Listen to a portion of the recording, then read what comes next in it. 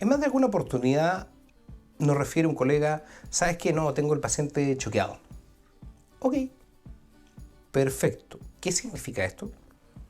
¿Cuál es la definición de shock? Quédate, aquí te la cuento. Buenos días, mi nombre es Alexis Vidal, soy médico internista y el día de hoy vamos a ver el concepto de shock. Para empezar, una pequeña definición. El concepto de shock habla de una hipoxia celular con una hipoperfusión tisular, lo cual suena muy lindo, sin embargo, llevémonos a la parte práctica. Lo único que significa que la respiración celular, propiamente tal, se ve afectada porque no está llegando oxígeno. ¿Esto cómo nos afecta en sí a los organismos? Bueno, hay que entender en el fondo que los distintos órganos requieren cierta cantidad de presión o de llegada de oxígeno propiamente tal que lo hace de una manera funcional. Cuando esto se ve alterado tenemos un estado de shock propiamente tal. Ahora, en distintos estudios se ha demostrado que la perfusión propiamente tal visceral tiene una directa relación con la perfusión a nivel de piel. Es por eso, en el fondo, que uno podría ocupar tres variables clínicas que nos pueden ayudar rápidamente al diagnóstico de shock. El primero es el diferencial de temperatura, donde podemos colocar la mano a nivel del abdomen del paciente y a nivel periférico y uno puede decir de forma indirecta, sabes que hay una diferencia de temperatura importante. Pero es un poco específico, así que en realidad uno se va a dos escalas más, donde uno lo hace un poquito más funcional. Uno, la escala de Mottling, donde podemos ver en el fondo en la imagen que es el líquido reticularis que se va extendiendo desde las rodillas hacia el resto del cuerpo del paciente con la gravedad del estado de shock. Y habla de justamente una mala perfusión periférica y que se va agravando a medida que el paciente va empeorando. Esta escala de Mottling, como pueden ver, tiene distintos números y cada mayor cantidad uno puede decir que el paciente está más grave. Por otro lado, en el fondo, una forma más rápida también de ver al paciente es mediante el cálculo del llene capilar. El cálculo del llene capilar en el fondo se realiza con la palma de la mano, presionando 10 segundos en el fondo del pulpejo y soltando, siendo este el valor que tendría que ser menor a 3 para tener un llene capilar conservado, igual o menor a 3 segundos. El concepto justamente es ese: a mayor cantidad de segundos, más mal perfundido está el paciente, por lo cual uno pensaría que no solamente está comprometida la piel del paciente, sino que también a nivel visceral, por lo cual significa que los órganos internos también están afectados. ¿Cuál es el problema?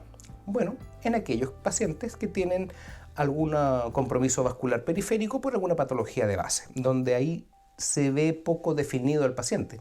Por ejemplo, pacientes diabéticos, pacientes en el fondo con algún compromiso perfusional periférico como el Raynaud, esclerodermia, que hace poco preciso en el fondo el cálculo del llene capilar. Sin embargo, en la gran mayoría de los casos, nos permite de forma clínica rápida poder ver cambios. Existe un estudio de hace algunos años ya, que es el estudio Andrómeda, que nos permite ver la relación entre clínica y laboratorio respecto al cálculo del estado de shock. Sabemos que el estado de shock vamos a transformar el organismo en un sistema que vuelve aeróbico mediante el ciclo de Krebs, con su utilización de glucosa para poder obtener energía o ATP. Y transformamos al organismo en un estado de anaerobia, donde ya no ocupamos el ciclo de Krebs, sino que ocupamos el ciclo de Cori, siendo uno de los resultantes del producto el ácido láctico o el lactato. ¿Eso para qué nos sirve? Porque a mayor cantidad de ácido láctico podemos decir y podemos relacionar al paciente que pudiese estar en estado de shock propiamente tal. Eso quiere decir que a nivel de laboratorio, si yo necesito calcular un estado de shock, puedo calcular el ácido láctico o el lactato en el fondo y tener una buena correlación con la clínica. De hecho, si yo encuentro un paciente en estado de shock y yo veo en el fondo que el valor del lactato, por decir un número, está en 60, por decir un número, mi cálculo a las 6 horas debiese disminuir a lo menos un 15-20%. Si esto no es así, mis medidas que yo estoy aplicando en el paciente no están siendo efectivas.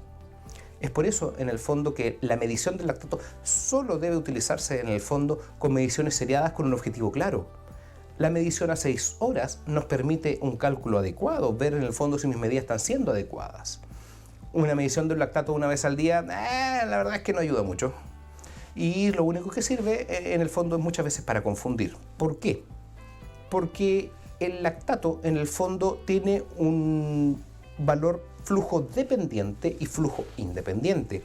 ¿Eso qué quiere decir? Que no solamente el estado de shock lo puede aumentar, sino que pacientes con una enfermedad renal crónica, pacientes con una hepatopatía, un daño hepático crónico, también puede aumentar el ácido láctico, pero no necesariamente con un compromiso perfusional. Por lo cual, solamente sirve el láctico cuando lo estamos midiendo de la forma que les comento, cada 6 horas, con un objetivo claro: sacar al paciente del estado de shock. En base a eso, el estudio Andrómeda lo que hace es comparar cálculo del láctico versus el llene capilar, y se dieron cuenta que es lo mismo. Se dieron cuenta que en la gran mayoría de los casos la utilización de ambos tiene una finalidad igual. ¿Qué me permite esto? Bueno, me permite decir que si el llene capilar yo me demoro 10 segundos y el láctico, con todo el ciclo del laboratorio, la toma de muestra, los costos que conlleva y el resultado que demora, en ese caso es mejor llevar al paciente del estado de shock con manejo simplemente clínico. Esto me permite, en el fondo, velocidad en el manejo. Si yo veo que mi paciente con un llene capilar, en el fondo yo aplico medidas y en vez de 6 segundos ahora lo tengo en 4, ok, está bien, todavía está en estado de shock, pero significa que mis medidas ya están siendo efectivas y no tengo que esperar 6 horas para que haya una depuración propiamente tal del láctico. Lo cual hace muy diferente, en el fondo, el manejo de un paciente, sabiendo que yo puedo hacerlo al lado del paciente, al lado de la cama del paciente. Mucho más rápido y eficiente a lo que estamos acostumbrados con el láctico. Sacando los parámetros también de factores crónicos que pueden afectar al paciente. Es por eso, en el fondo, que el manejo en un paciente crítico en estado de shock es importante estar al lado de la cama del paciente con la gravedad que conlleva. Y por otro lado, estos son conceptos de microhemodinamia. Y vamos a dejar esta interrogante para otro video. ¿Un paciente en estado de shock puede estar hipertenso? Déjalo en los comentarios y nos vemos en un próximo video.